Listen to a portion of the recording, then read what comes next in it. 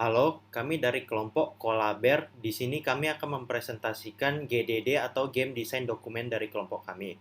Pertama-tama saya akan memperkenalkan anggota kelompok kami. Ada Anthony Halim, Intan Putri Perdanasari, Balinda Oka Rosalinda, saya sendiri Chris Pontonio, Dirson Wiratama, Sugianto, dan Heri. Di sini saya akan menjelaskan abstrak dari GDD kami.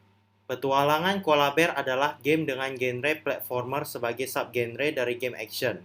Karakter di dalam game ini yaitu seorang beruang yang berpetualangan mengumpulkan madu dan koin dalam mencapai misinya. Terdapat berbagai rintangan berupa NPC dan juga enemies dalam menyelesaikan misi dari masing-masing stage. Produk specification dari game kami adalah: pertama, judulnya adalah Petualangan Beruang atau Kolaber. Dua, ringkasan judul game.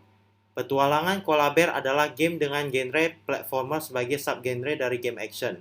Karakter di dalam game ini yaitu seekor beruang yang berpetualangan mengumpulkan madu dan koin dalam mencapai misinya. Terdapat berbagai rintangan berupa NPC dan juga enemies dalam menyelesaikan misi dari masing-masing stage. Judul tersebut diambil dari inspirasi film petualangan Dora dan Chrome Dinoran. Selanjutnya akan dijelaskan oleh teman saya. Halo, perkenalkan nama saya Desa Ratama dengan nomor NPM 2031045. Jadi di sini saya akan menjelaskan game overview dari kelompok kami. Pertama itu ada platform game. Di game ini dapat dijalankan di platform Android versi 5. Untuk mendapatkan aplikasi ini dapat diunduh secara gratis di Android Market. Yang kedua itu genre game. Jadi genre ini yaitu genre platformers sebagai subgenre dari game action dan memasukkan genre edukasi. Setelah itu yang ketiga itu target audience. Jadi target pengguna dari aplikasi ini adalah anak-anak sekolah dasar atau anak SD ya. Oke, next itu game flow atau game layout charts. Di sini itu kita nampak ya dari chartsnya itu yang pertama itu dari start. Setelah start dia akan ke loading screen. Setelah itu title screen dan input game.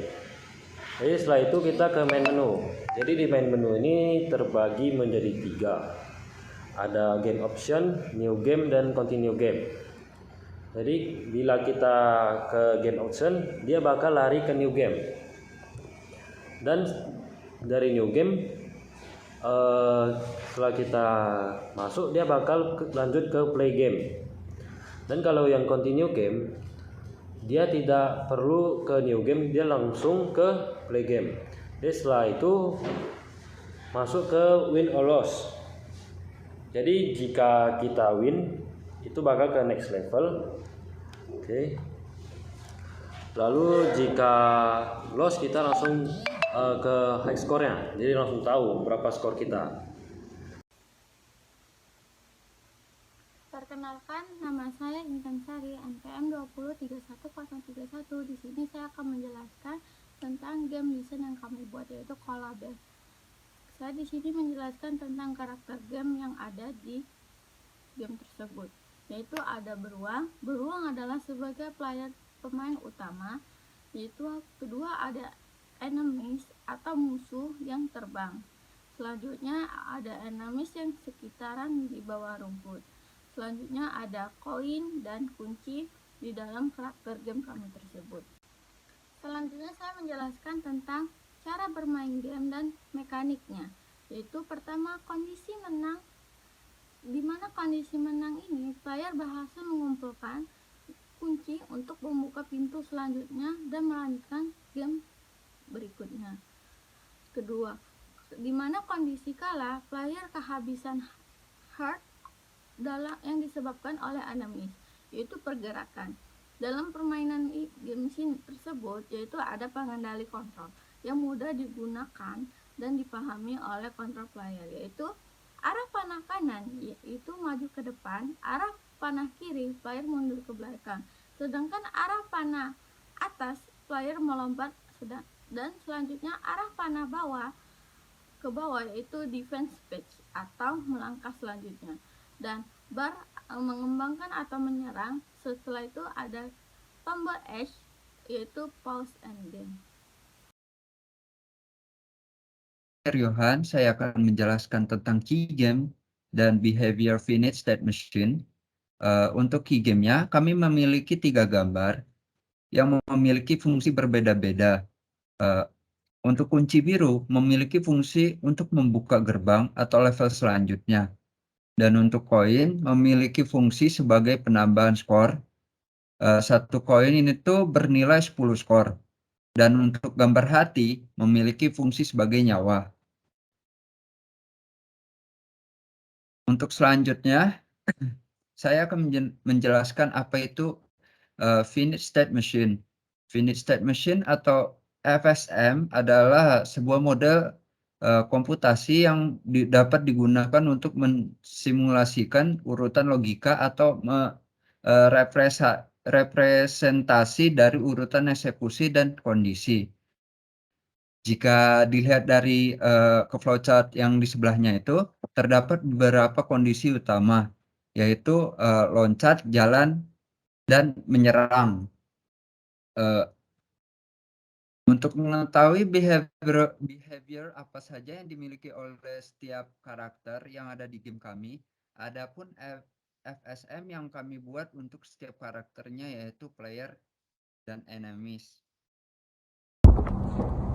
Storyboard. Story game merupakan serangkaian kemungkinan yang terjadi yang jika disatukan akan menjadi sebuah cerita ketika dimainkan. Story and narrative. Detail spesifik seperti skrip dialog dan cutscene bisa dibentuk terpisah seperti story dokumen. Game world.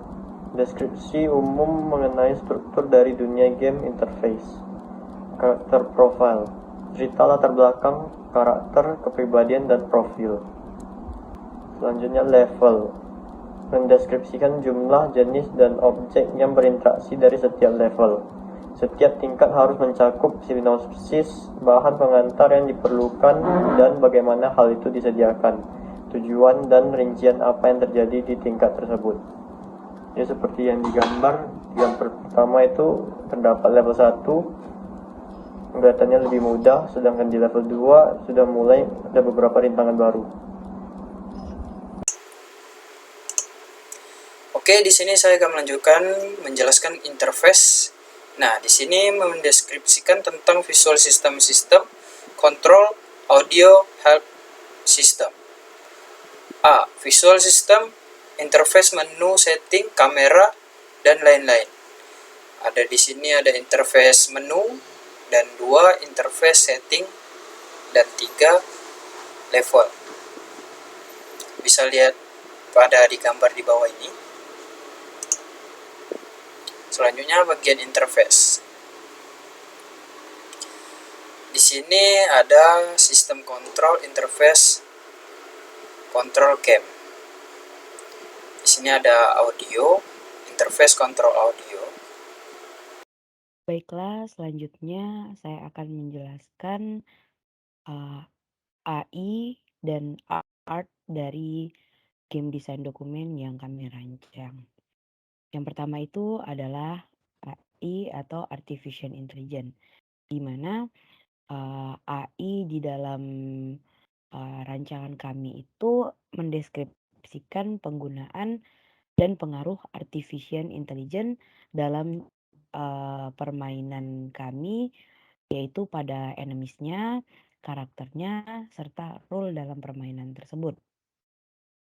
Selanjutnya adalah art, di mana art dari art di sini menjelaskan keseluruhan gaya dari artwork yang digunakan di dalam game.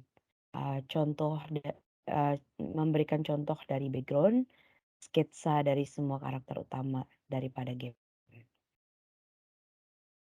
Baik, sekian persentase dari kelompok kami. Mohon maaf jika ada salah-salah, jika ada kesalahan atau kekeliruan dalam penyampaian. Kami akhiri. Terima kasih dan selamat malam.